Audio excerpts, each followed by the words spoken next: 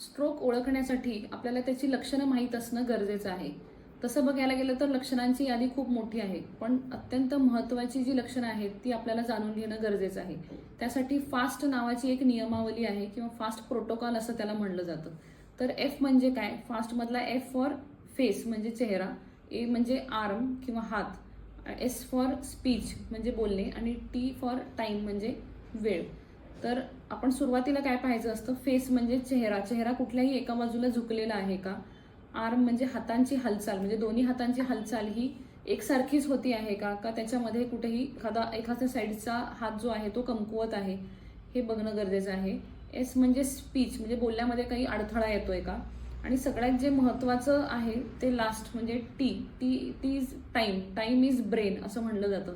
कारण की वेळ ही अत्यंत महत्त्वाची आहे. अशी लक्षणं कुणामध्येही दिसली तर ताबडतोब एकही मिनिट न घालवता तुम्ही त्यांना हॉस्पिटलला घेऊन जाणं गरजेचं आहे. एखादा मिनिट जरी वाचला तरी लाखो मेंदूतल्या पेशी किंवा न्यूरॉन्स हे वाचवले जाऊ शकतात आणि त्यामुळं त्या पेशंटचं आयुष्य वाचू शकतं. आणि त्यामुळे वेळ ही अत्यंत महत्त्वाची आहे.